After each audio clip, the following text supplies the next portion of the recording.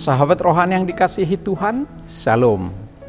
Sebelum kita memasuki renungan ini, marilah kita berdoa. Kasih karunia dan damai sejahtera dari Allah Bapa kita dan dari Tuhan Yesus Kristus menyertai kamu.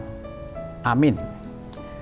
Firman Tuhan renungan bagi kita pada saat ini diambil dari kitab Jefanya pasal 2 ayat 3. Demikian dikatakan. Carilah Tuhan, hai semua orang yang rendah hati di negeri, yang melakukan hukum-Nya. Carilah keadilan, carilah kerendahan hati, mungkin kamu akan terlindung pada hari kemurkaan Tuhan. Indah sekali firman ini. Tema yang kita ambil adalah carilah Tuhan, kamu akan terlindung. Sahabat rohani yang dikasihi Tuhan Yesus Kristus, pada tahun 1904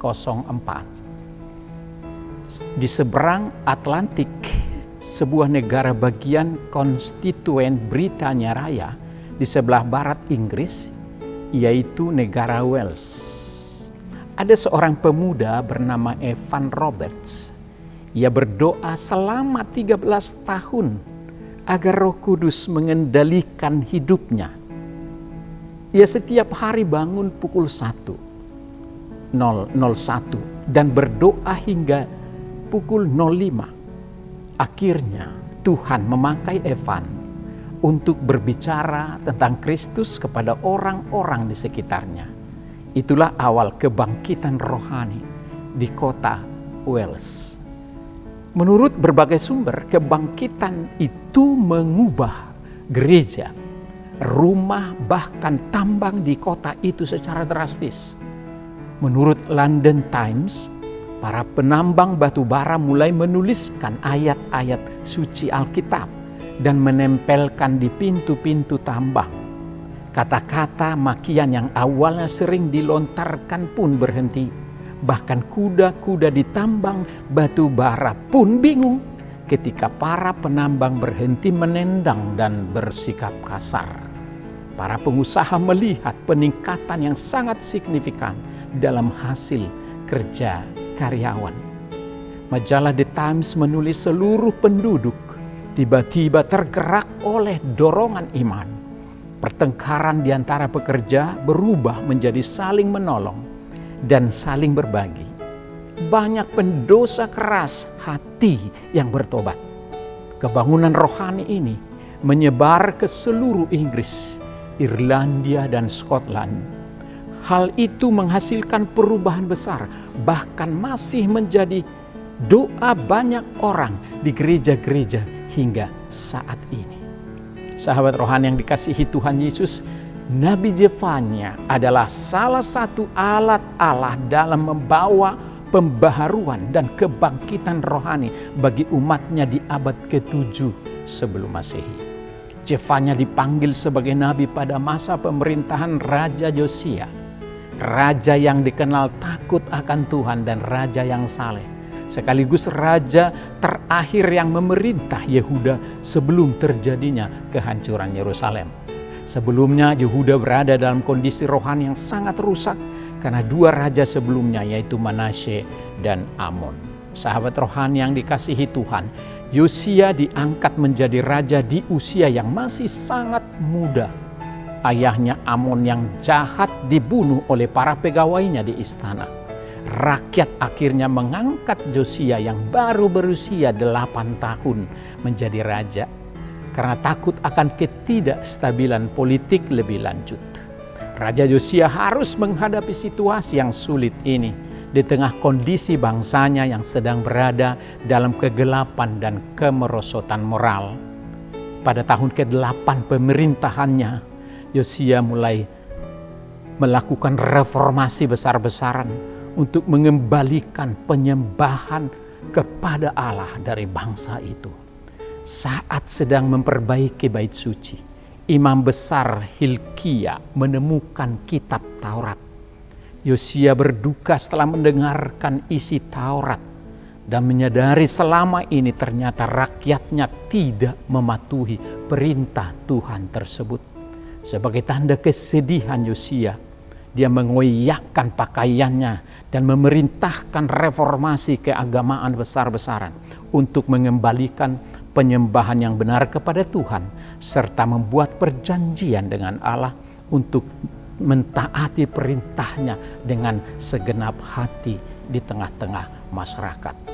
Sahabat rohani yang dikasihi Tuhan Yesus, Zefanya banyak berkhotbah pada masa Yosia, sedang berusaha memulihkan penyembahan yang benar kepada Tuhan, yang secara tidak langsung mendukung upaya reformasi Yosia memurnikan bangsa itu dari penyembahan berhala.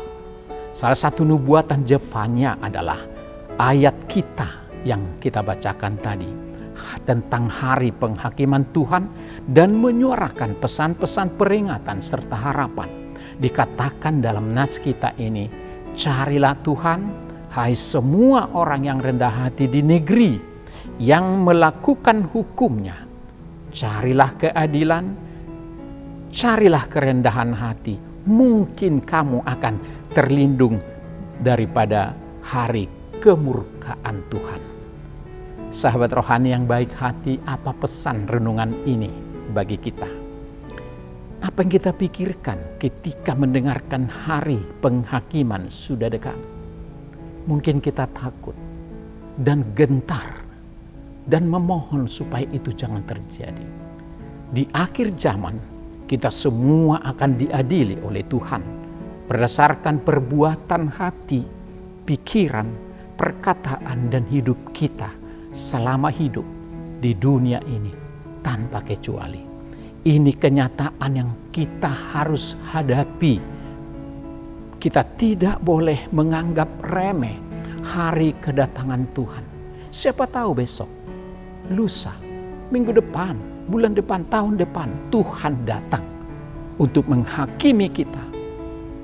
Zefanya mengingatkan untuk selalu bersiap, selalu waspada, dan terutama sungguh-sungguhlah mencari Tuhan supaya kamu mungkin diselamatkan.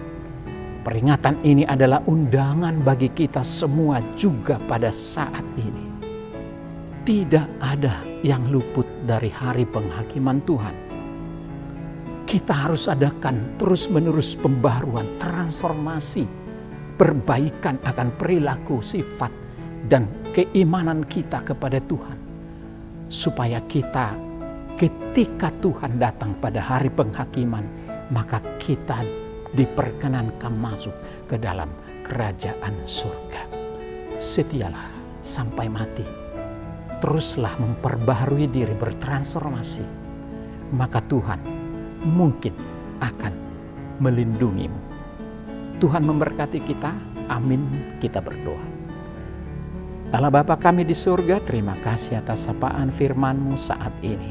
Kami diingatkan oleh firman hari ini dari Zefanya kepada bangsa Israel. Ketika hari Tuhan datang, maka kami harus siap menghadapi. Oleh karena itu, bangsa-Mu diingatkan sebelum hari Tuhan datang. Bangsa-Mu perlu mencari Tuhan dengan rendah hati, mencari Tuhan dengan sungguh-sungguh, mencari keadilan, kebenaran, cinta kasih Tuhan, sehingga hidupnya menjadi layak di hadapan. Itu jugalah pesan bagi kami hari ini. Kiranya ajarlah kami melalui Roh Kudus untuk tidak berpura-pura mencari Tuhan, tidak berpura-pura mencari keadilan dan kebenaran, tapi sungguh-sungguh dengan hati yang rendah untuk selalu mencari Tuhan, mengubah, mentransformasi hidup kami untuk menjadi lebih baik sesuai dengan kehendak-Mu. Berkati kami Tuhan untuk sungguh-sungguh mencari-Mu ketika kami datang beribadah, membaca firman-Mu, mendengarkan khotbah-khotbah, bahkan ketika kami berdoa. Karena saat Tuhan datang maka kami sudah siap untuk menerima anugerah kehidupan kekal. Terima kasih Tuhan, berkati kami hari ini bersama anak kami dalam beraktivitas. Kiranya Tuhan selalu bersama kami melalui Roh Kudus, agar kami selalu dekat dan terhubung dengan Tuhan dalam kehidupan kami. Terima kasih Tuhan, dalam nama Yesus Kristus kami berdoa dan mengucap syukur. Amin.